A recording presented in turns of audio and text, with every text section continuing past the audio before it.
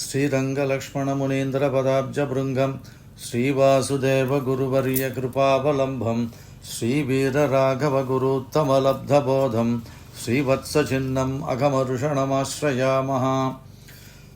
श्रीमान् वेङ्कटनाथार्य कवितार्किककेसरी वेदान्ताचार्यवर्यो मे सन्निधत्तां सदा हृदि। प्रणामं लक्ष्मणमुनिः प्रतिगृह्णातु मामकं प्रसादयति यत्सूक्तिः स्वाधीनपतिकां ஸ்ருதிம். சுவாமி எம்பெருமானாருடைய திருநக்ஷத்திர மகோத்சவம் விமர்சையாக நடந்து கொண்டிருக்கிறது. அதில் உபன்யாச கிரமத்தில் சுவாமி ஸ்ரீபாஷ்யக்காரர் அருளி செய்த கிரந்தங்களில் இருந்து இருக்கக்கூடிய அவருடைய ஸ்ரீசூக்திகளை கொண்டு அவரை பற்றிய அனுபவத்தை பகிர்ந்து கொண்டிருக்கிறோம். இப்பொழுது இன்றைய தினம் சுவாமி ஸ்ரீபாஷ்யக்காரர் பகவான் கண்ணன் அருளி செய்த கீதைக்கு பாஷ்யம் அருளி செய்திருக்கிறார். ஸ்ரீமத் கீதா பாஷ்யம் என்று பெயர். இதுவும் காலக்ஷேப கிரந்தம். ஆச்சாரியனிடம் முறைப்படி காலக்ஷேபம் பண்ணி இதில் இருக்கக்கூடிய அற்புதமான விஷயங்களை தெரிந்து கொள்ள வேண்டும். இப்பொழுது இந்த கிரந்தத்திலிருந்து, அதாவது பகவான் அருளி செய்த கீதை மற்றும் அதற்கு விளக்க உரையாக அமைந்த ஸ்ரீமத் கீதா பாஷ்யம், இவற்றில் பொதிந்துள்ள கருத்துக்களை நம் தூப்புள் வள்ளல் ஸ்ரீ சுவாமி தேசிகன் தன்னுடைய ரகசிய கிரந்தங்களில், அதாவது ஸ்ரீமத் ரகசிய திரயசாரம் எனும் கிரந்தத்தில் பல இடங்களில் எடுத்து உதாகரித்து விவரித்திருக்கிறார். அத்தகைய விஷயங்களை இன்றைய தினம் நாம் அனுபவிக்க தொடங்குவோம். முதலில் இந்த இரகசிய திரயத்தின் பெருமையை சுவாமி எம்பெருமானார் தன்னுடைய வாழ்நாளில் இதனுடைய பெருமையை அவர் கேட்டு உணர்ந்த விதத்தை அனுபவிப்போம். சுவாமி ஸ்ரீபாஷ்யக்காரருக்கு துவயம் விளைந்த திருப்பதி எனும் திவ்யதேசமான கோதண்டராமன் எழுந்தருளி இருக்கும் மதுராந்தகத்தில் பெரிய நம்பிகளிடம் சமாஸ்ரயணம், மந்திரோபதேசங்கள், சமாஸ்ரயண காலத்தில் மூலமந்திரம், துவயம், சரம ஸ்லோகம் மூன்றையும் உபதேசித்தார். அதன் பிறகு தன்னுடைய சகாத்தியாயி, அதாவது ஸ்ரீ ஆளவந்தாரிடம் கூட பயின்றவரான திருக்கோட்டியூர் நம்பி என்ற பெரியவரிடம் சென்று விசேஷார்த்தங்களை கேட்டு தெரிந்து கொள் என்று ராமானுஜருக்கு உத்தரவிடுகிறார். ராமானுஜரும் ஸ்ரீரங்கத்தில் எழுந்தருளியிருக்கும் பொழுது திருக்கோஷ்டியூருக்கு சென்று அவரிடம், திருக்கோட்டியூர் நம்பிகளிடம் விசேஷார்த்தங்களை சொல்லுமாறு பிரார்த்திக்கிறார். அவரும் பிறகு ஒரு சமயம் வா என்று கூறிவிடுகிறார். இதுபோல் தொடர்ந்து 17 முறை அவர் திருப்பி அனுப்பிவிடுகிறார். விசேஷார்த்தங்களை முதலில் சொல்லவில்லை. அதாவது சுவாமி தேசிகன் ஒரு பிரமாண வசனத்தை இதே இரகசிய திரயசாரத்தில் எடுத்து கூறுகிறார். சிஷ்யனை பரீட்சை பண்ணி அவனுக்கு உபதேசங்களை சொல்ல வேண்டும் என்று. அப்போ ஒரு வருஷமாவது குறைந்தபட்சம் பரீட்சை பண்ண வேண்டும். அது முடியாமல் போனால் அதில் பாதியான 6 மாதம், இல்லையெனில் 3 மாதம், இல்லையெனில் 1.5 மாதம், இந்த மாதிரியான கிரமத்தில். ஆக பரீட்சை பண்ணாமல் உபதேசம் பண்ணக்கூடாது என்று ஒரு கிரமம். உண்மையில் இந்த விஷயத்தை தெரிந்து கொள்வதற்கு ஆஸ்தையோடு இருக்கிறவன் என்பதை தெரிந்து கொண்ட பின்பு உபதேசம் பண்ணுவது நலம் என்று. ஆக 17 முறை சென்று பலனடையாமல் திரும்பினார். அடுத்த தடவை செல்லும் பொழுது ரொம்பவும் உற்சாகத்துடன் திருக்கோஷ்டியூர் நம்பிகள் இவருக்கு இரகசியார்த்தங்களை உபதேசித்தார். அதாவது மூலமந்திரம், துவயம், சரம ஸ்லோகம் என்ற இரகசியத்ரயம் என்பவற்றில் பொதிந்துள்ள ஆழ்ந்த கருத்துக்களை, பலவிதமான கருத்துக்களை உபதேசம் பண்ணி அருளினார். ஓரிடத்தில் ஸ்ரீ சுவாமி தேசிகன் சாதிக்கும் பொழுது மூலமந்திரம் என்று சொல்லப்படும் அட்டாட்சரம் என்பதற்கு 72 விதமான பொருள்கள் உண்டு என்று அருளி செய்கிறார். அப்பேற்பட்ட உயர்ந்த மந்திரம் அதன் பொருளை தனது ஆச்சாரியனிடம் ஸ்ரீ ஆளவந்தாரிடம் முறையாக கேட்டுக்கொண்டவர் அதை அப்படியே ஸ்ரீ ராமானுஜருக்கும் உபதேசம் பண்ணி அருளினார். பண்ணிவிட்டு சாஸ்திரம் என்ன சொல்லுகிறது? குரும் பிரகாஷயேத்து தீமான் மந்திரம் யத்னேன கோபயேத்து. அதாவது ஆச்சாரியனை, மந்திரோபதேசங்கள் பண்ணி அருளிய ஆச்சாரியனை பிரகாசப்படுத்த வேண்டும், வெளிப்படுத்த வேண்டும், அவருடைய புகழை வெளிப்படுத்த வேண்டும். ஆனால் அவர் சொல்லிக் கொடுத்த மந்திரங்களை மறைத்து அதை பாடுபட்டு பாதுகாக்க வேண்டும். இல்லையெனில் சம்பத் ஆயுஷி, செல்வம் ஆயஸ் இரண்டும் குறைந்துவிடும் என்று ஒரு வச்சனம். இதை திருவுள்ளத்தில் கொண்டு திருக்கோட்டியூர் நம்பிகள் இந்த மந்திரத்தை சுலபமாக எல்லோரும் அறிந்து கொள்ளும்படி நடந்து கொள்ளாதே என்று கூறியிருக்கிறார் பகவத் ராமானுஜரிடம்.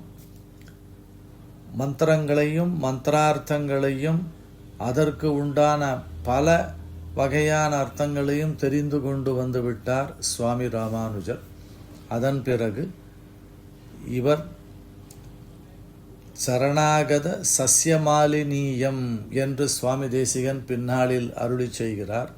அதாவது சரணாகதர்கள் என்ற பெயரை வளர்த்தவர், பிரபன்னஜன கூட்டஸ்தர் நம்மாழ்வார். அதை விருத்தி செய்தவர் நம் சுவாமி எம்பெருமானார். ஆகையினால் எல்லோரும் இந்த மந்திரத்தின் பலனை தெரிந்து கொள்ள வேண்டும். ஏனெனில் சாஸ்திரம் சொல்லும்பொழுது பசுர் மனுஷ்ய பட்சீவா, பகவானுடைய திருவடிகளில் சரணாகதி பண்ணுவதற்கு பசுவாக இருக்கலாம், மனிதனாக இருக்கலாம், எல்லோருக்கும் அதற்கு அதிகாரம் உண்டு என்று.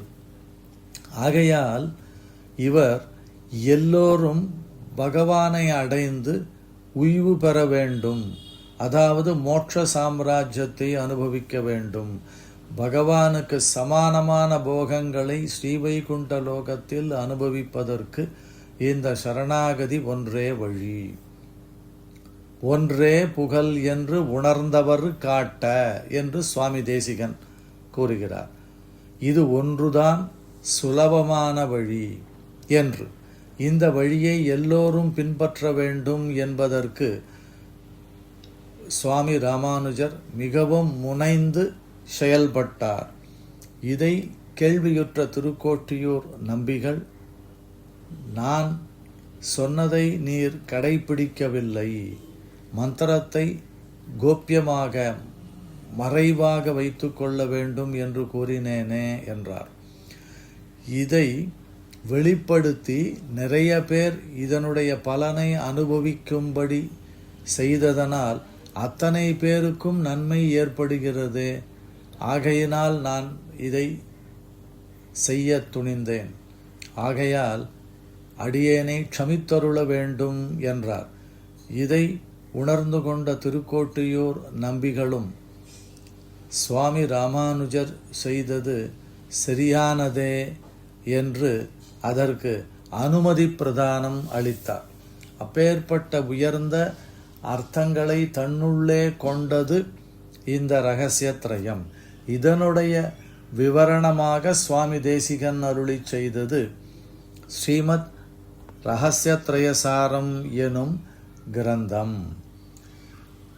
அந்த ரகசியத்ரயசாரத்தில் கீதையினுடைய விசேஷார்த்தங்களை எடுத்து காண்பிப்பதை நாம் இங்கு ரசிக்கப் போகிறோம். கீதோபதேசமானது பகவான் கண்ணன் யுத்தத்தின் நடுவில் தேர்தட்டில் இருந்து கொண்டு அர்ஜுனனுக்கு தான் சாரதியாக தேரை ஓட்டும் பொழுது பண்ணின விஷயம். இது அர்ஜுனனானவன் பகவான் கண்ணனிடம் தேரை நடுவில் கொண்டு நிறுத்து, இரண்டு சேனைகளுக்கும் நடுவில் என்று கூறி, எதிரம்பு கோத்து நிற்பவர்கள் தனது பாட்டனார், ஆச்சாரியன், சித்தப்பா, பெரியப்பா, தன்னுடைய சகோதரன் முறையில் இருக்கிறவர்கள் என்று பார்த்து இவர்களை துன்புறுத்தி அடித்து இந்த போரில் வென்று ராஜ்யத்தை கைப்பற்ற நான் விரும்பவில்லை. ஆகையால் இந்த யுத்தம் நான் பண்ண விரும்பவில்லை என்று கூறுகிறார். அப்பொழுது என்ன பண்ண போகிறாய் என்று கேட்டும் பொழுது தன்னை கார்பண்ய தோஷ உபகத ஸ்வபாவகா பிருச்சாமித்வாம் தர்ம சம்மூட சேதாக யஸ்ரேயஸ்யாத் நிச்சிதம் ப்ரூகி சிஷ்யஸ்தேகம் ஷாதிமாம் துவாம் பிரபன்னம் என்று வில்லு அம்பை கீழே வைத்துவிட்டு தேர்தட்டில் பகவானிடம் சரணாகதி பண்ணுகிறார்.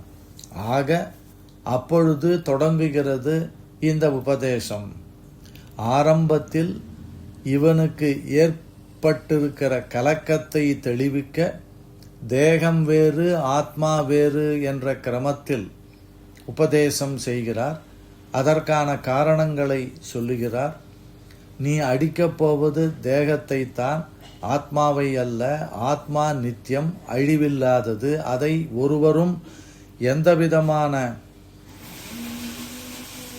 துன்புறுத்தலும் பண்ண முடியாது என்று கூறுகிறார். அதன் பிறகு அர்ஜுனனுக்கு உபதேசம் பண்ணும் பொழுது ஆத்மாவை பற்றின தெளிவான அறிவை வளர்க்கும்படி கூறுகிறார். ஆகையால் யுத்தம் பண்ணுவதற்காக புறப்பட்டுவிட்டு யுத்தம் பண்ணாமல் திரும்பினால் அது உனக்கு இழுக்கு. நீ எதிரி சேனையை பார்த்து பயந்தோடி புறமுதுகாட்டி ஓடுவதற்கு சமமானமாகும். இதுவானது யுத்தத்தில் தோற்பதை விட கேவலமானது என்றெல்லாம் கூறுகிறது. இப்படியாக இந்த உபதேசம் விஷயமாக சுவாமி காவியங்களிலும் விசேஷமாக அருளி செய்திருக்கிறார். அதில் வரும்பொழுது யாதவாபியுதயம் என்று ஒரு ஆச்சரியமான காவியம். அதில் கூறும்பொழுது புரஸ்திரே கோப்தரி விஸ்வகேதோ பశ్చాதவஸ்தாயினி தத் பிரவர்த்தியே அனன்யயோகாட் சரதோ பபார பிராதீத வேத்யாம் பிரணவ பிரவருத்திம் என்று 23வது சர்க்கத்தில் 23வது ஸ்லோகம். இதில் தேரில் பார்க்கும்போது எல்லோருக்கும் முன்னே தெரிகின்றவன் கண்ணன். அவன்தான் காரணன், எல்லாவற்றிற்கும் காரணன், காப்பவனும் அவனே. அவனுக்கு உட்பட்டவனான அர்ஜுனன் பின்னே தோன்றுகிறான். இந்த அர்ஜுனனானவன் வேறொருவருடன் சேராமல் கண்ணனுடன் மட்டுமே சேர்ந்திருக்கிறான். இது பிரணவத்தின் அர்த்தத்தை தெளிவாக கூறுகிறது. மூலமந்திரத்தில் வரும்பொழுது பிரணவம் நமசப்தம், அதன் பிறகு நாராயண சப்தம். அந்த பிரணவத்தின் அர்த்தம். அந்த பிரணவத்திலும் முதல் எழுத்தானது பகவானை சொல்லுகிறது, சர்வ ரக்ஷகன் என்று. கடைசி எழுத்தானது சேத்தனனை சொல்லுகிறது. நடுவில் உள்ள எழுத்தானது அந்த காப்பவனான பகவான் ஒருவனுக்கே இந்த ஜீவன் சேஷபூதன் என்பதை சொல்லுகிறது. இது தேர்தட்டில் இவர்கள் அமர்ந்திருக்கும் நிலையை பார்த்தாலே தெரிகிறது என்றார். அடுத்து ஒரு ஸ்லோகத்தில் இந்த நிகழ்வு வேதத்தில் குறிப்பிடப்பட்ட தத்துவங்கள், சேத்தனம், அச்சேதனம் மற்றும் ஈஸ்வரன், இதை தெளிவாக விளக்குகின்றது. ரதாதிரூடம் ச ரதம் ச ரக்ஷன் யதார்த்ததோ தர்ஷயதி ஸ்மயந்தா த்ரையந்த சிந்தா நிரபேட்சமீஷகா தத்தாதிருசம் தத்துவ விபாக மாத்தியம் என்ற ஒரு ஸ்லோகத்தில் தேரை தேர்ப்பாகனை வில்லாளி காப்பாற்றுகிறான் என்பதுதான் உலக பிரசித்தம். இங்கு எஜமானனான அர்ஜுனனையும் தேரையும் காப்பாற்றவனாக இருக்கிறான், பார்த்தனுக்கு சாரதியாக இருக்கும் நம் கண்ணபிரான். அடுத்து சிரந்தன ஸ்நேக தயாதி மூலம் சிந்தார்ணவம் நிஸ்தரதோ துரந்தம் கிரீட்டினகா கேசவ சூக்திராசீத் காலோசிதா காச்சன போதபாத்ரி என்று ஒரு ஸ்லோகம். பாண்டவர்களிடம் அதிகப்படியான பிரேமையுடன் இருக்கிறான் கண்ணன். அர்ஜுனனிடம் விசேஷ அன்பு, கருணை. போரில் எதிரிகளை மாய்ப்பது அதர்மமோ என்று அச்சப்படுகிறான் அர்ஜுனன். குலங்கள் அழிந்துவிடும் என்று வருத்தம். இவற்றை போக்கடிப்பதற்காக அர்ஜுனனுக்கு கூறியதே இந்த கீதோபதேசம். இது ஒரு காலத்திற்கும் பிற்காலத்தில் இருப்பவர்களுக்கும் இந்த சம்சாரத்தை தாண்டுவதற்கு ஒரு கப்பல் போன்றாயிற்று என்கிறார். ஸ்தோத்திரத்திலும் திருப்புக்குழி எம்பெருமானை பற்றிய பரமார்த்த ஸ்துதியில் அபிரக்ஷித்தும் அக்ரத ஸ்திதந்த்வாம் பிரணவே பார்த்தரதேச்ச பாவயந்தஹா என்று கூறுகிறார் அந்த ஸ்லோகத்தில். ஆக கீதை ஆனது மிகவும் மிகவும் முக்கியம். கீதா விதுர வாக்கியானி தர்மாக சாந்தனவேரிதாக. எம்பெருமான் திருவாக்கிலிருந்து அவதரித்த கீதை விதுர நீதி. தர்மபுத்திரருக்கு பீஷ்ம பிதாமகர் அம்பு படுக்கையில் படுத்துக்கொண்டு உபதேசம் செய்தருளியதான 40 அத்தியாய விஷயங்கள் இவை மிகவும் முக்கியமானது. ஆக இப்பொழுது நாம் இந்த கீதை, அதில் உள்ள ஸ்லோகார்த்தங்களை சுவாமி தேசிகன் இரகசியத்ரயசாரத்தில் பொருத்தி பாங்காக அருளிச் செய்வதை சிறிது காண்போம். தேருமூர்ந்து தேசுயர்ந்து என்றபடி பாண்டவர்களில் நடுநாயகமாய் விளங்கும் அர்ஜுனனுக்கு பகவான் கண்ணன் தேரோட்டுகிறான். சேனையோர் உபயோர் மத்தியே ரதம் ஸ்தாபய மேச்சுத என்று பகவானுக்கு ஜீவனான அர்ஜுனன் கட்டளையிடுகிறான். ஆனால் பகவானுடைய ஸ்வரூப ஸ்வபாவங்கள் என்றும் அழியாதவை. தன்னை அண்டினவர்களை கைவிடாமல் காப்பவனும் பகவான். ஆகையால் இரு சேனைகளில் நடுவில் கொண்டு இந்த தேரை நிறுத்த வேண்டும் என்று கூறுகிறார். இந்த விஷயத்தை இந்த ரகசிய கிரந்தத்தில் சரமஸ்லோகாதிகாரத்தில் மாம் என்று ஒரு பதம், மாம் ஏகம் சரணம் விரஜ என்று, அந்த பதத்தை விளக்கும் பொழுது நிகரில் புகழாய் இத்தியாதிகளில் சொல்லுகிற வாத்சல்ய சுவாமித்வ சௌஷீல்ய சௌலபிய ரூபமான இக்குண சதுஷ்டயம் ரதம் ஸ்தாபயமேச்சுத என்னும்படி நின்று சாரத்தியாதிகளை பண்ணுகையாலும் வெஞ்சிதமாயிற்று. அதாவது 4 குணங்கள் எம்பெருமானுக்கு இங்கு கூறப்படுகின்றன. பசுவிற்கு கன்றுக்குட்டியிடம் இருப்பது வாத்சல்யம். எல்லாவற்றிற்கும் சொந்தக்காரன் பகவான் ஒருவனே. இதை தெளிவாக விளக்குகிறது சுவாமித்வம் எனும் குணம். சௌஷீல்யமானது மிகவும் தாழ்ந்தவர்களுடன் உயர்ந்தவனான பகவான் கலந்து பழகுவது. தான் உயர்ந்தவன் என்ற எண்ணம் துளியும் இல்லாமல். இது பகவான் சுலபமாக நெருங்கக்கூடியவன் என்பதற்கு ஒரு எடுத்துக்காட்டு. 10 அடியவர்க்கு எளியவன் என்பதே சௌலபிய குணத்தின் எடுத்துக்காட்டு. ஆக பகவான் தன்னை சாதாரண மனிதனும் தனக்கு கட்டளையிடும்படி சுலபனாக இருப்பவன். ஆனால் அங்கு கூறும்பொழுது மாம் ஏகம் என் ஒருவனையே சரணமாக பற்று. உயர்ந்தவனும் அவனே. உயர்ந்தவனான அந்த பகவான் அர்ஜுனனிடம் பழகும் பொழுது மிக மிக சுலபமாக அவன் சொல்லுக்கு கட்டுப்பட்டு நடக்கும் விதமாக பழகுவதை எடுத்து காட்டுகிறார் இந்த சேனையோர் உபயோர் மத்தியே ரதம் ஸ்தாபய மேச்சுத என்ற ஸ்லோக வரிகளை. அடுத்து 40வது ஸ்லோகம். நேகாபிக்ரமநாசோஸ்தி பிரத்யவாயோ ந வித்யதே சொல்பமப்யஸ்ய தர்மஸ்ய த்ராயதே மகதோ பயாத். இது கர்மயோகம் ஒருவன் செய்ய ஆரம்பிக்கிறான்.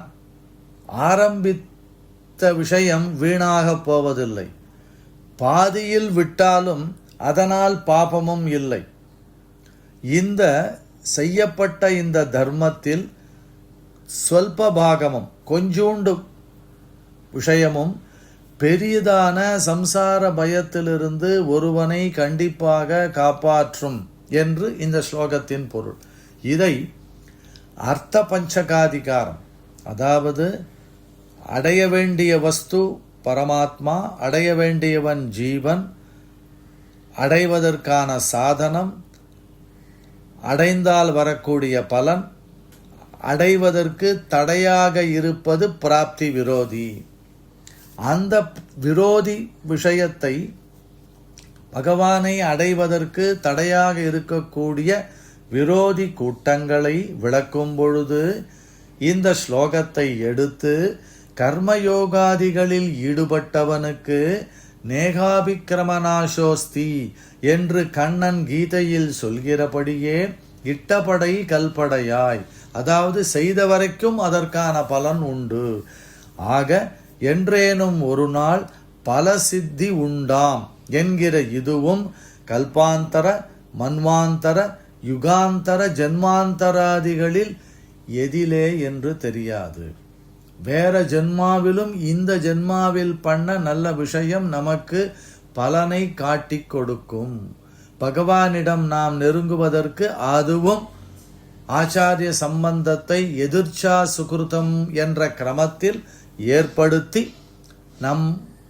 நாம் பகவானை சென்று அடைய வழிவகுக்கும் என்று கூறுகிறார். அடுத்ததாக பகவானிடத்தில் சரணாகதி பண்ணுவது, அந்த சரணாகதியானது எதையும் இடையிடாமல் நடுவில் வைத்து கொள்ளாமல் நேரிடையாக பகவானை அடைவதற்கு உபாயம் காரணமாகிறது என்பதை சரமஸ்லோகாதிகாரத்தில் விளக்குகிறார். அப்பொழுது கார்பண்ய தோஷ உபகத ஸ்வபாவகா பிருச்சாமித்வா தர்ம சம்மூட சேதாக யஸ்ரேயஸ்யாத் நிச்சிதம் ப்ரூகி தன்மே சிஷ்யஸ்தேகம் ஷாதிமாம் துவாம் பிரபன்னம் என்ற ஸ்லோகம் முதல் அத்தியாயத்தில் வருகிற ஸ்லோகத்தை எடுத்து காண்பிக்கிறார். அதாவது தர்ம விஷயத்தில் மோகம் கொண்ட மனமுடையவனாய் சோகம் தவிர்க்க உபாயம் அறியாமல் இயற்கையாக தைரியமாக உள்ளவன் தைரியத்தை இழந்தவனாக பகவானை கேட்கிறான். எனக்கு நன்மை எது என்று தெரியவில்லை, அதை எது எனக்கு நன்மை என்று நிச்சயிக்கப்பட்டிருக்கிறதோ அதை அருளச் செய்ய வேண்டும். நான் உமது சிஷ்யன், உமக்கு அடைக்கலமான எனக்கு உபதேசிக்க வேண்டும் என்பதை எடுத்து ஆச்சாரியாதிகள் யுத்தோன்முகரே ஆகிலும் ஆச்சாரிய நிலையில் இருப்பவர்கள் துரோணர், கிருபர், பீஷ்மாச்சார் அவர்கள் எதிரம்பு கோத்து நிற்கிறார்கள். அவர்கள் வதத்தாலே அவர்களை வதம் செய்யும் பொழுது பாபம் வருகிறது என்கிற பயத்தாலும் கலங்கி எது ஹிதம் தனக்கு நன்மை என்று தெளிய வேண்டும் என்று பார்த்து யஸ்ரேயஸ்யாத் நிச்சிதம் ப்ரூகி தன்மே சிஷ்யஸ்தேகம் ஷாதிமாம் துவாம் பிரபன்னம் என்று விண்ணப்பம் செய்ய அவனுடைய சோகத்தை போக்குவதற்காக தேகாதி வெதிரிக்தமாய் தேகத்தை விட வேறான ஆத்மா பரசேஷதைக ரசமான பிரத்தியாருக்கு சேவகம் புரிவதே அதனுடைய ஸ்வரூபம், நித்தியமானது. அப்படிப்பட்ட ஸ்வரூபத்தை இந்த ஸ்வரூபம் தெளிந்தவனுக்கு பரமபுருஷார்த்த லாபத்துக்கு பரம்பரையா காரணங்களான கர்மயோகம், ஞானயோகம் இவைகளை உபதேசம் பண்ணி சாட்சாத் உபாயமான பக்தி யோகத்தையும் அதனுடைய அங்கங்களுடன் உபதேசிக்க என்று அருளுகிறார் சுவாமி தேசிகன். அடுத்து ஞானயோகம் கர்மயோகம் இரண்டும் பண்ண முடியும். ஆனால் இரண்டில் கர்மயோகத்தில் நீ முயற்சி பண்ணி அதை நிறைவேற்றி வைப்பது நல்லது என்று கூறுகிறார். இதை கர்மணைவகி சம்சித்திம் ஆஸ்திதா ஜனகாதய லோக சங்கிரகமேவாபி சம்பஷ்யன் கர்த்துமருகசி என்று 3வது அத்தியாயத்தில் 20வது ஸ்லோகம். இதில் கூறும்பொழுது ஜனகர் எல்லோருக்கும் தெரிந்தவர், விதேக தேசத்து ராஜா. அப்படிப்பட்ட அவர் ராஜ ரிஷி. அவர் கர்மயோகத்தினாலேயே ஞான யோகம் பண்ணாமல் ஆத்மாவை சாட்சாத்காரம் பண்ணும் பேறு பெற்றவர் என்பது பிரசித்தம்.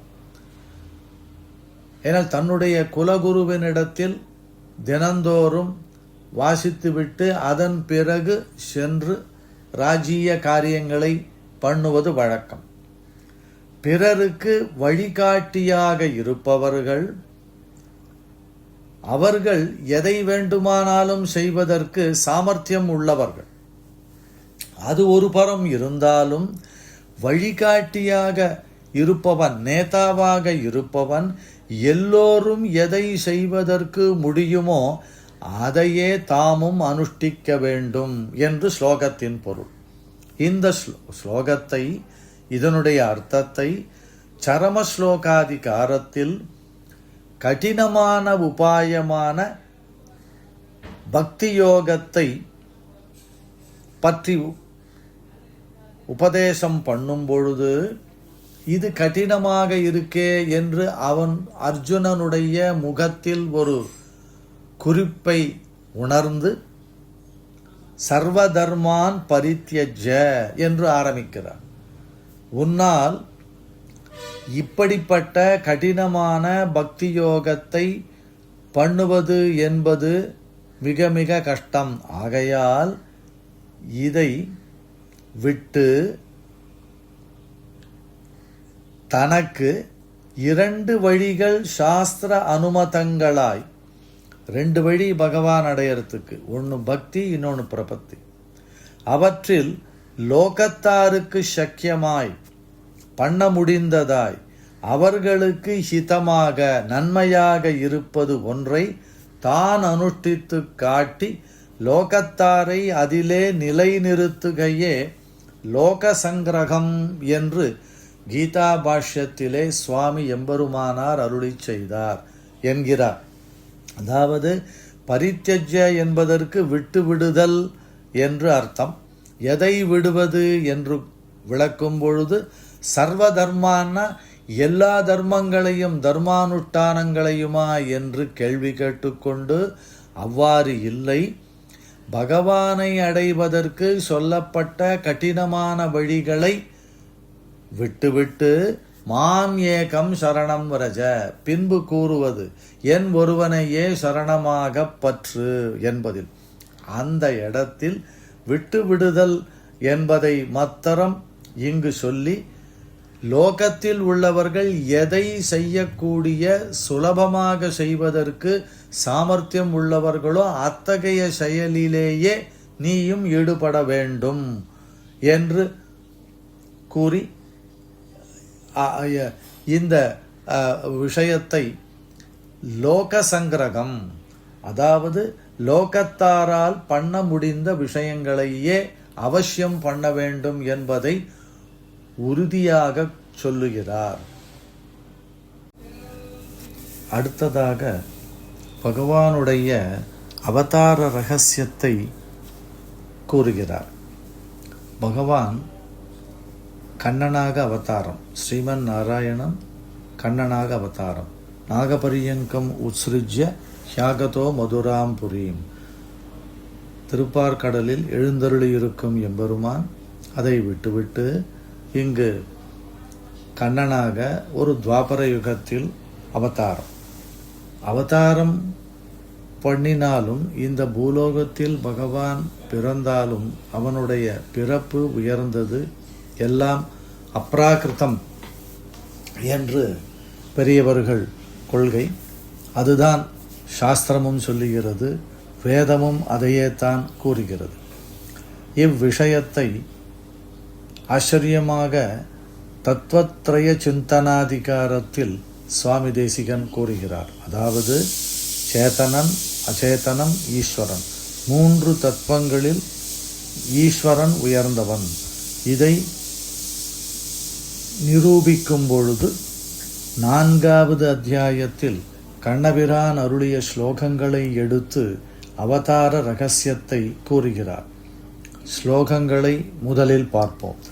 பகூனி மே வ்யதீதானி ஜன்மானி தவ சார்ஜுன தான்யகம் வேத்த சர்வாணி நத்வம் வேத்த பரந்தப அஜோபி சன் அவ்யயாத்மா பூதானாம் ஈஸ்வரோபி சன் பிரகிருதிம் ஸ்வாம் அதிஷ்டாய சம்பவாமி ஆத்மமாயயா யதா யதாகி தர்மஸ்ய க்ளானிர்பவதி பாரத அப்யுத்தானம் அதர்மஸ்ய ததாத்மானம் ஸ்ருஜாம்யகம் பரித்ராணாய சாதூனாம் விநாசாய ச துஷ்கிருதாம் தர்ம சம்ஸ்தாபனார்த்தாய சம்பவாமி யுகே யுகே ஜன்ம கர்ம ச மே திவ்யம் ஏவம் யோ வேத்தி தத்வதः த்யக்த்வா தேகம் புனர்ஜன்ம நைதி மாமேதி சோர்ஜுன.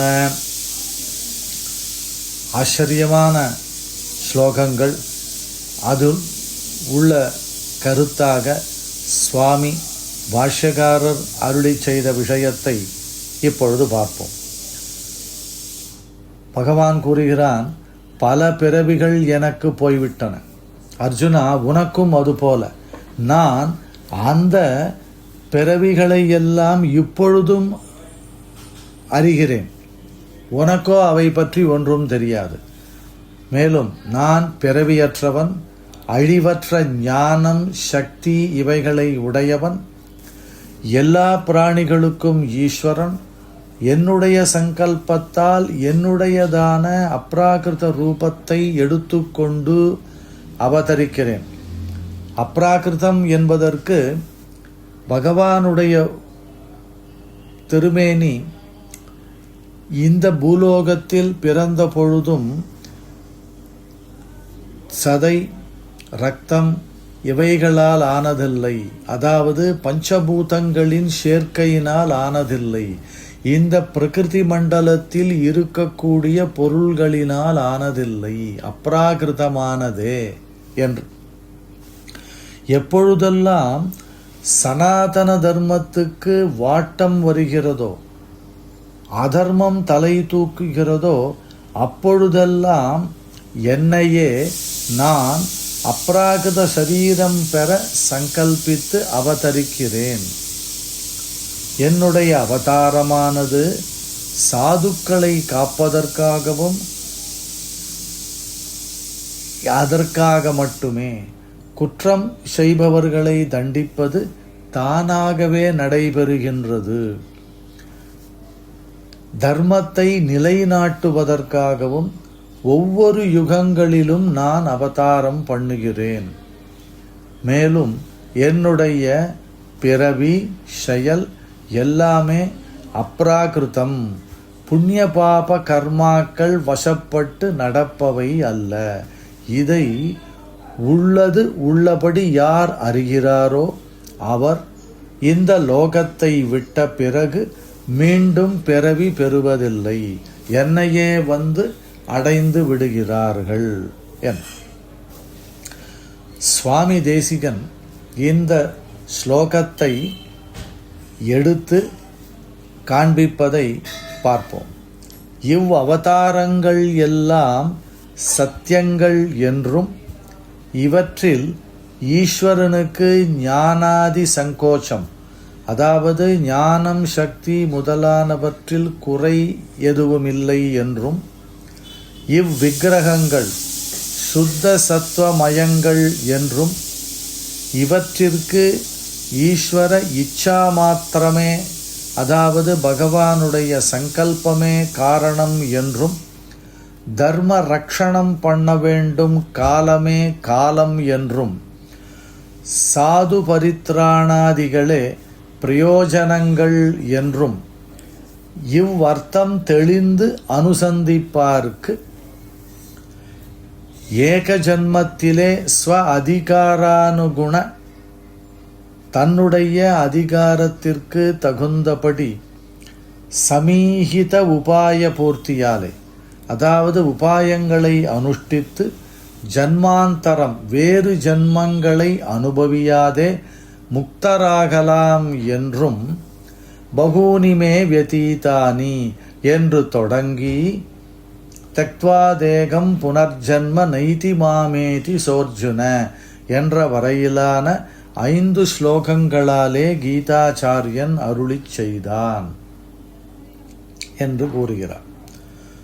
அடுத்ததாக சரமஸ்லோகாதிகாரத்தில் சரமஸ்லோகத்தின் அர்த்தங்களை விவரிக்கும் பொழுது அதில் உள்ள பதங்களான மாம், அகம், ஏகம், சரணம் விரஜ இதை விவரமாக கூறுகிறார். அப்பொழுது அவதார ரகசியத்தை அறிவதனால் ஏற்படும் பயனை கூறுகிறார். மாம் என்னை, அகம்னா நான், ஏகம் ஒருவனையே, சரணமாக பற்று என்று பொருள் இவைகளுக்கு. இதில் சொல்லுகிறபடியே சௌலபியத்திலும் சுவாதந்திரியத்திலும் நோக்கு. இவ் அவதார ரகசிய ஞானம் பகவானை அடைய பக்தியோகத்தை பண்ணியவனுக்கு உபாயம் பூர்த்தி அடைவதை சொல்லுகின்றது. மோட்சம் அடைவதற்காக பிரபத்தியை செய்தவனுக்கு, பிரபத்தியில் நிஷ்டனாக இருப்பவனுக்கு ஸ்வதந்திரனான பகவானுடைய சௌலபியத்தை காட்டுகிறது. இப்பிரகரணங்கள் இரண்டிலும் சித்தமான சௌலபியமும் சுவாதந்திரியமும் ஒன்றுக்கொன்று துணையாக இருக்கும். ஆகையாலே கேவல சுலபமான திருநாதிகளை புல் போலன்றிக்கே ஸ்லாக்யனுமாய் துர்லபமான மேருவை போலன்றிக்கே சுலபனுமாய் பரனுமான சரண்யன் ஆஸ்ரயணீயனுமாய் பிராப்யனுமாகிறான் என்கிறார். அதாவது ஆශ්‍රயிக்க வேண்டியவன் மற்றும் அடைய வேண்டியவன் இரண்டு வகையாகவும் எம்பெருமான் எழுந்தருளி இருக்கிறான் என்கிறார். ஒரு மகாகவி சொன்ன ஸ்லோகம் இங்கு ஞாபகத்திற்கு வருகிறது. சஸ்வேனைவ பலப்பிரதः பலமபி ஸ்வேனைவ நாராயணஹா. அதாவது பலத்தை கொடுப்பவனும் அவனே, பலமும் அவனே, அவன் நாராயணனே என்று பொருள். அடுத்து ஒரு ஆச்சரியமான ஸ்லோகம். காங்க்ஷந்த கர்மணாம் சித்திம் யஜந்த இக தேவதாக க்ஷிப்ரம் ஹி மானுஷே லோகே சித்திர்பவதி கர்மஜா. 7வது அத்தியாயத்தில் 22வது ஸ்லோகம். அதாவது கர்மாவின் பலனை கிடைக்க வேண்டும் என்று ஆசைப்படுகிறவர்கள் பிரகிருதி மண்டலத்தில் இருக்கும் தேவதைகளை ஆராதிக்கின்றனர். கர்மத்தின் பலனோ இவ்வுலகில் விரைவில் கிடைக்கின்றது. இந்த ஸ்லோகத்தை பரதேவதை ஸ்ரீமன் நாராயணனே என்பதை அறுதியிட்டு கூறும் பரதேவதா பாரமார்த்தியாதிகாரத்தில் பரமாத்மா ஸ்ரீமன் நாராயணனுக்கும் பிற தேவதைகளுக்கும் உள்ள வேறுபாடுகளை கூறும் பொழுது தேவதாந்தரங்கள் பக்கல் காங்க்ஷந்த கர்மணாம் சித்திம் யஜந்த இக தேவதாக க்ஷிப்ரம் ஹி மானுஷே லோகே சித்திர்பவதி கர்மஜா என்கிறபடியே விஷமது துல்லியங்களான, அதாவது வேறிடத்தில் கூறும்பொழுது தேன்பட்ட விடம் போல அப்படிப்பட்டதான க்ஷுத்ர பலங்கள் கடுக சீக்கிரமாக சித்திக்கும் என்கிறார். அடுத்ததாக ஒரு அதிகாரம் சாஸ்திரிய நியமனாதிகாரத்தில், அதாவது நாம் சரணாகதி அனுஷ்டித்த பிறகு சாஸ்திரம் சொன்ன வழியில் பொழுதை போக்க வேண்டும், கைங்கரியங்களை அதற்கு தகுந்தவாறு செய்ய வேண்டும். சாஸ்திர முறையை மீறுவதால் தீங்கு நேரும் என்றும் அதற்கு பரிகாரமும் உண்டு என்பதை சாஸ்திரிய நியமனாதிகாரத்தில் கூறுகிறார். அப்பொழுது 5வது அத்தியாயத்திலிருந்து போக்தாரம் யஜ்ஞ தபசாம் சர்வலோக மகேஸ்வரம் சுகிருதம் சர்வபூதானாம் ஞாத்வா மாம் சாந்தி மிருச்சதி என்ற 29வது ஸ்லோகத்தை எடுத்து உதாகரிக்கிறார். இந்த பகவத் பிரீத்திக்கு க்ஷமை கொண்டிலனாகில் முக்தனாவதற்கு முன்னே அதிகாரானுரூபமாக ஏதேனும் ஓர் அனிஷ்டத்தை விளைவிக்கும். அது நிற்க சத்வ பிரகிருதியான சத்வகுணம் மேலோங்கி இருக்கும் இவனுக்கு பகவானுடைய அப்ரீதிக்கு மேற்பட்ட நரகமில்லை. பகவானுடைய கோபத்திற்கு ஆளோமே ஆனால் அதுவே கெடுதலாகும் நல்லவர்களுக்கு, அதாவது சத்வகுணம் மேலோங்கினவர்களுக்கு. இதைத்தான் ஆண்டாள் நாச்சியார் கூறும் பொழுது சீறி அருளாதே, கோபப்பட்டு கொண்டு எங்களுக்கு அருள் பாலிக்க வேண்டாம். பகவான் எப்பொழுதும் அருள் பாலிப்பவன், ஆனால் கோபத்தில் அருள் பாலிக்காதே என்கிறார்.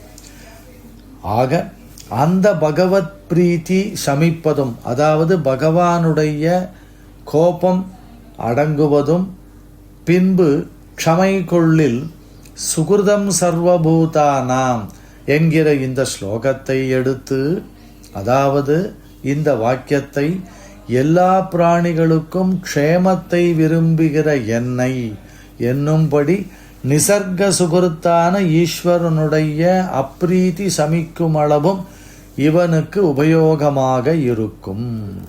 அதாவது பகவானிடத்தில் நாம் ஒரு தவறு செய்து விட்டோமேயானால் மன்னித்துக்கொள் என்று கேட்பதற்கு இவ்வளவு பலன் உண்டு என்று சுவாமியின் திருவுள்ளம். அதை கூறுகிறார் இங்கு. மேலும் பார்த்தனைவேக நாமுத்திர விநாசஸ்தஸ்ய வித்யதே நகி கல்யாணகிருத்து கஷ்சித் துர்கதிம் தாத கச்சதி என்ற 40வது ஸ்லோகம். இந்த ஸ்லோகத்தை பிரபாவ ரக்ஷாதிகாரத்தில் எடுத்து சரணாகதியினுடைய பிரபாவத்தை காப்பாற்ற வேண்டும்.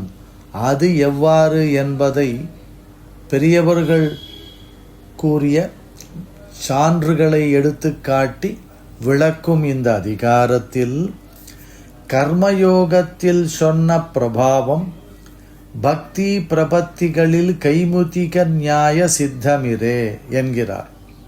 அதாவது கர்மயோகம் ஒருவன் பண்ணினால் அதற்கு பலன் நிச்சயமாக உண்டு.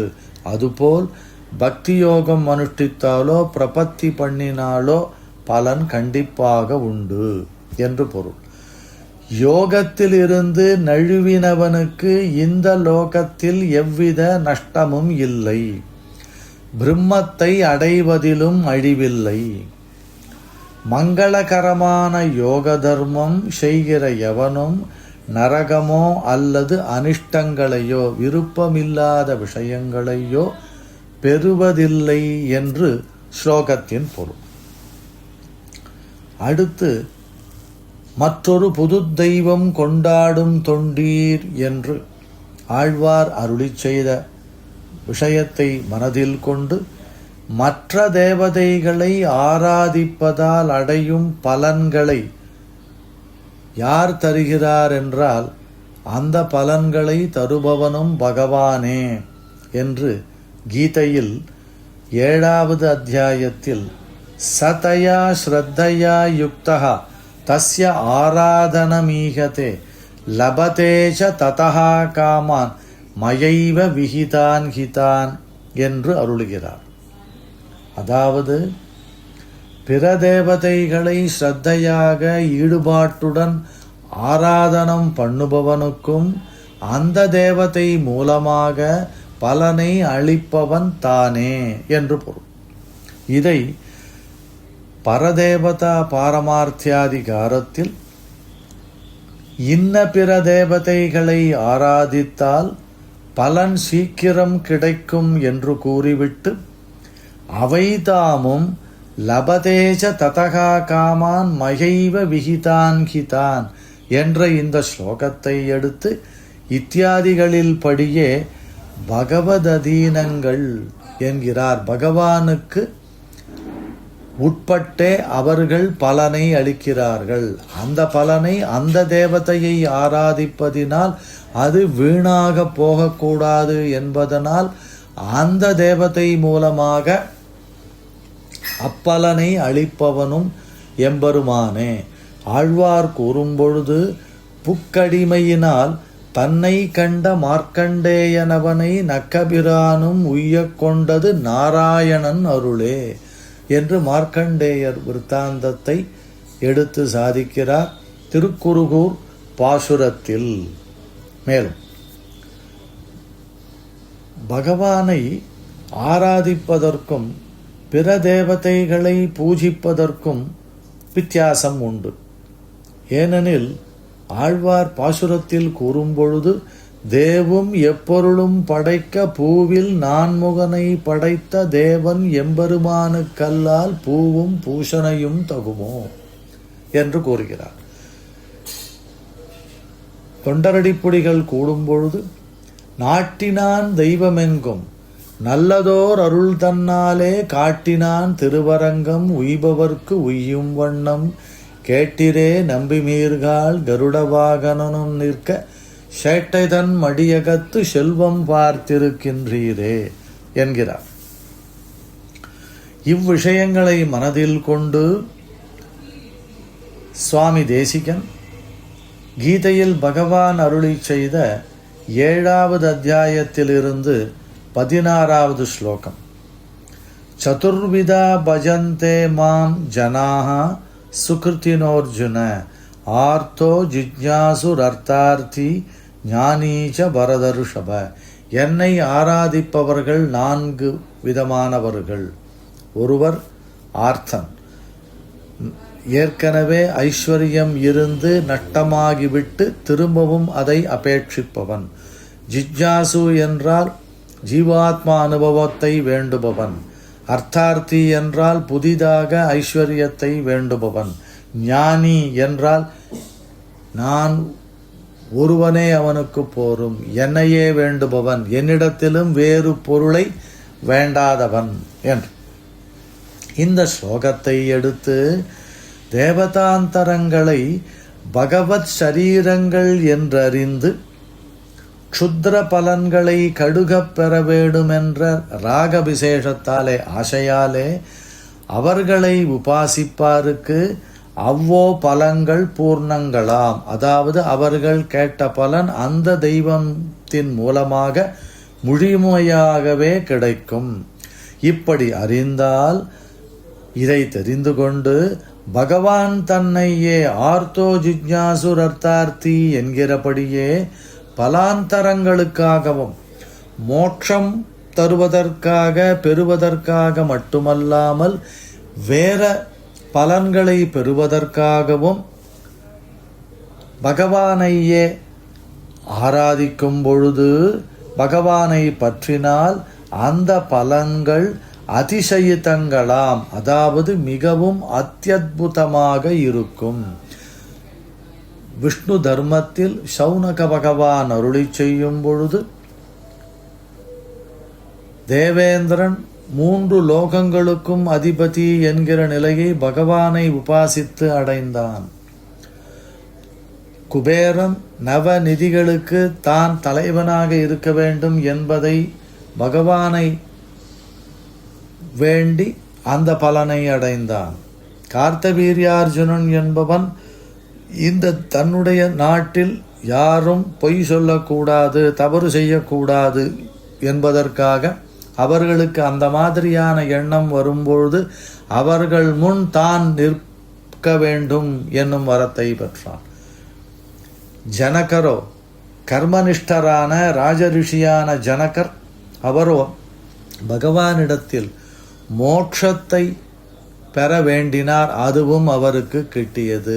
ஆக பகவான் சகல பலப்பிரதோகி விஷ்ணுகோ, எல்லா விதமான பலன்களையும் அருளும் சாமர்த்தியம் பெற்றவன் என்பது தெரிகிறது. இதில் இந்த 4வரில் தனக்கு மிகவும் வேண்டியவன் ஞானி என்கிறார் ஒரு ஸ்லோகத்தில். தேஷாம் ஞானி நித்யயுக்த ஏகபக்திர் விசிஷ்யதே பிரியோகி ஞானினோத்யர்த்தம் அகம் சச்ச மம பிரியா. ஞானி என்பவன் உபாயதசை பலதசை, அதாவது பகவானை அடைவதற்கு செய்யும் செயல் அப்பொழுதும் அதன் பலனை அனுபவிக்கும் பொழுதும் பலத்தை நுகரும் பொழுதும் பகவானோடு மட்டுமே சேர்ந்து இருக்க வேண்டும் என்று விரும்புகிறவன். பகவான் ஒருவனிடத்திலேயே பக்தியுள்ளவனாக இருக்கிறான். ஆகையால் வாயால் கூட சொல்ல முடியாத அளவுக்கு ஞானிக்கு நான் இஷ்டமாகிறேன். அகம் சச்ச மம பிரியகா, எனக்கும் அவனே இஷ்டமாகிறான் என்று ஸ்லோகத்தின் பொருள். இந்த ஸ்லோகத்தை ஞானி உயர்ந்தவன் என்பதை உபாய விபாகாதிகாரத்தில் கூறும்பொழுது ஞானீத்து ஆத்மைவ மே மதம் என்ற விஷயத்தையும் எடுத்து அவ்விடத்தில் தேஷாம் ஞானி நித்யயுக்தா ஏகபக்திர் விசிஷ்யதே என்று தொடங்கி ஞானியினுடைய ஏற்றத்தை என்று அருளி செய்வதை ரசிக்கலாம். நாம் கைங்கரியம் பண்ண வேண்டும். யாருக்கு? பகவானுக்கு. பகவானுக்கு மட்டும் பண்ணினால் போதுமா? இல்லை. பகவத் பக்தாளுக்கும் அவசியம் பண்ண வேண்டும். ஆராதனம் யாருக்கு பண்ணுவதை விட பகவான் ஸ்ரீமன் நாராயணனுக்கு பண்ணுவது உயர்ந்தது. அதைவிட உயர்ந்தது பாகவதர்களுக்கு ததியாராதனம் பண்ணுவது என்று பிரமாண வசனம் கூறுகிறது. ஆக பகவத் கைங்கரியத்திற்கு எல்லை நிலம் பாகவத கைங்கரியமே. இதை புருஷார்த்த காஷ்டாதிகாரத்தில் அருளி செய்கிறார். பாகவத கைங்கரியத்தினால் பகவான் மிகவும் சந்தோஷம் அடைகிறான் என்று சொல்லும் பொழுது, உதாரா சர்வயேவைதே ஞானீது ஆத்மைவமே மதம் ஆஸ்திதா சகி யுக்தாத்மா மாமேவான் உத்தமாங்கதிம். அதாவது இவர்கள் எல்லோருமே வள்ளல்கள், 4 பேரும். ஞானியோவெனில் எனக்கு அந்தர்யாமியே, ஏனெனில் அவன் என்னை அடைவதில் நோக்கம் கொண்ட மனதுடன் உபாயமான என்னையே இதற்கு மேல் ஒன்றும் இல்லாத அடைய வேண்டிய வஸ்துவாக உறுதியான எண்ணம் கொண்டவன். அப்பொழுது இந்த ஸ்லோகத்தை அம்முகத்தாலே உதாரா சர்வயேவைதே, இவன்தான் பெரிய வள்ளல் என்று பகவானும் தானே கொண்டாடும்படி அதிசயாதாயகனாம் என்று கூறுகிறார். மேலும் பாகவத கைங்கரியத்தினால் பகவான் எவ்வாறு மகிழ்கிறான்? பகவானுக்கு மகிழ்ச்சி தரக்கூடியது பாகவதாளுக்கு பண்ணும் கைங்கரியம். அதை பார்த்தோம். எவ்விதமாக பகவான் மகிழ்கிறான் என்பதை தத்துவவித்துக்கு பிரமாண சரணியை பார்த்தால், ஏ யஜந்தி பித்ருன் தேவான் இத்தியாதிகளில் படியே ஈஸ்வரன் பாகவத சரீரனாய்க் கொண்டும் ஆராத்யனாம். சச்சமம பிரியா என்கிறபடியே பரமைகாந்தி விஷயத்தில் பிரீத்தி பரதந்திரனான பிரகாரியினுடைய நினைவை பார்த்தால், ஞானீது ஆத்மைவமே மதம் என்கிறபடியே பாகவத கைங்கரியத்தை பகவான் தன் அந்தர்யாமி பக்கலிலே பண்ணினதாக உகக்கும் என்று சுவாமி தேசிகனுடைய ஸ்ரீ சுக்தி. அதாவது எல்லோருக்குள்ளும் அந்தர்யாமியாக இருப்பவன் பகவான். ஞானியின் உள்ளும் அந்தர்யாமியாக இருக்கிறான், பாகவதர்கள் உள்ளும் இருக்கிறான். ஆகையினால் அந்த பாகவதற்கு நாம் பண்ணும் கைங்கரியத்தினால் சந்தோஷப்படுபவன் பகவானே. இது எல்லா விதமான நித்திய கர்மாக்கள், நைமித்திகமான கர்மாக்கள் அனுஷ்டிக்கும் பொழுதும் பகவான் ஸ்வஸ்மை சுப்ரீதியே ஸ்வயமேவ காரயதி என்று சாத்விக தியாகம் பண்ணுகிறோம். பகவானுக்கு இது பிரீத்தி என்பதனால் அது எல்லாவற்றிலும் உண்டு. இதை உணர்த்தும் விதமாக சுவாமி தேசிகன் அச்சுத சதகத்தில் ஒரு ஸ்லோகத்தில் சாதிப்பதை பார்ப்போம். நியம விஹீன பவுத்தி சவ்வாண விதாச சச்ச உத்திசிய துமம் சத்த நிமந்திய பம்மண சமாகி சித்தம் லகந்தி தியசா புத்திம். இதனுடைய சம்ஸ்கிருதம், நியம விதீனாம் பிரவருத்திஹி சர்வேஷாமபி தாச சத்யோத்திஷ்யத்வாம் ஸ்ராத்த நிமந்திரித பிராமண சமாதி சித்தாம் லபந்தே திருதசா புக்திம்.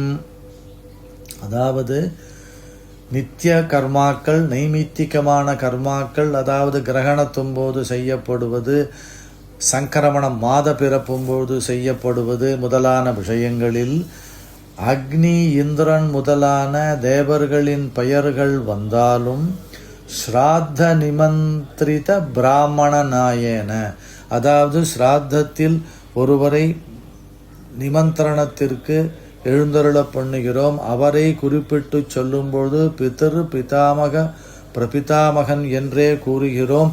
இருந்தும் இவருடைய உள்ளத்திலும் அந்த பித்ரு தேவதைகளின் உள்ளத்திலும் அந்தர்யாமியாக இருப்பவன் பகவானே.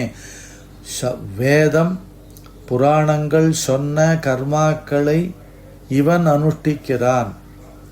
ஆகையினால் இந்த செயலை அனுஷ்டிப்பதனால் சந்தோஷப்படுபவன் பகவானே என்பது தெள்ளத் தெளிவாக தெரிகின்றது.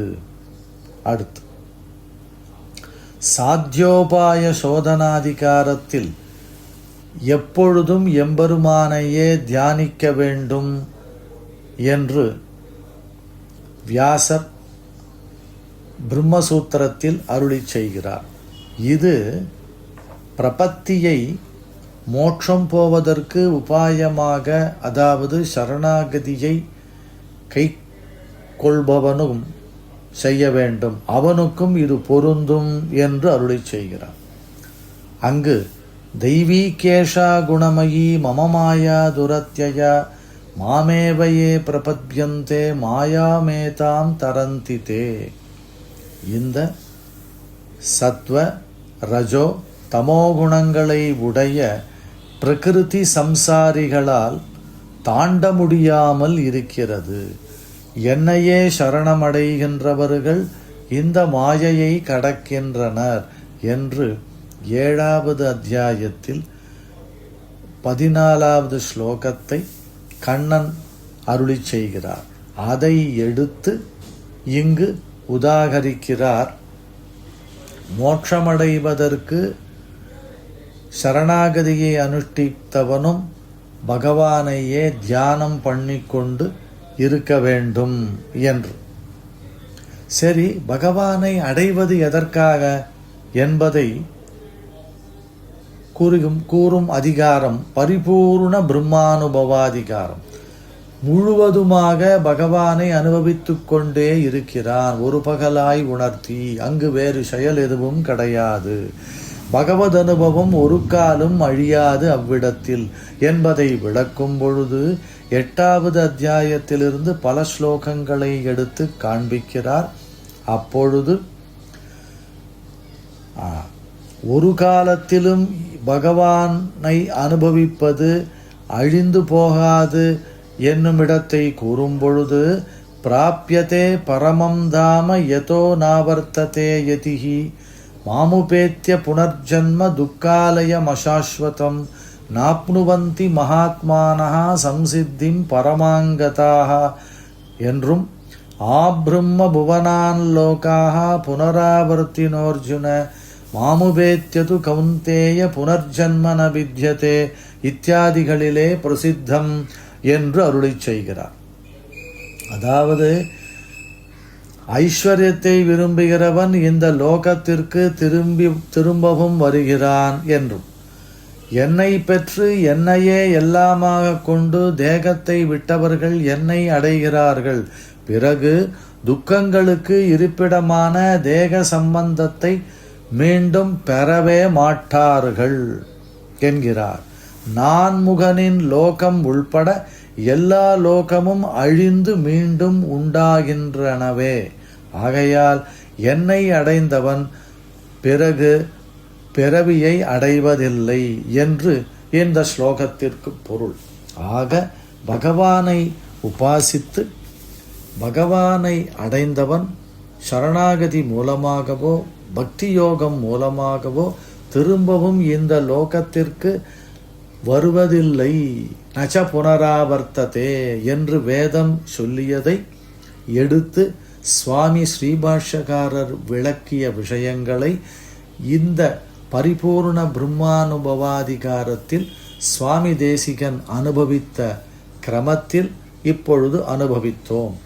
ஆக நாம் ரகசியத்ரயசாரத்தில் கீதையினுடைய சாரமான விஷயங்களை பகவத் ராமானுஜரின் கீதா பாஷ்ய விளக்க உரையை கொண்டு சுவாமி தேசிகன் அனுபவித்த பிரகாரம் அனுபவித்து கொண்டு வருகிறோம். மேற்கொண்டு விஷயங்களை அடுத்த நாள் தொடருவோம். இன்றைய உபன்யாசத்தை இத்துடன் நிறுத்திக் கொள்கிறேன். கவிதார்க்கிக சிம்மாய கல்யாண குணசாலினே ஸ்ரீமதே வெங்கடேசாய வேதாந்த குரவே நமஹ. எல்லோரும் சுவாமி ராமானுஜருடைய அனுகிரகத்தையும் சுவாமி தேசிகனுடைய அனுகிரகத்தையும் பெற்றுக்கொள்ளுமாறு பகவானிடத்திலும் ஆச்சாரிய வள்ளலான சுவாமி ஸ்ரீபாஷ்யகாரரிடத்திலும் பிரார்த்தித்துக் கொள்கிறேன். ஸ்ரீமதே நிகமாந்த மகாதேசிகாய நமஹ. பகவதே பாஷ்யகாராய நமஹ.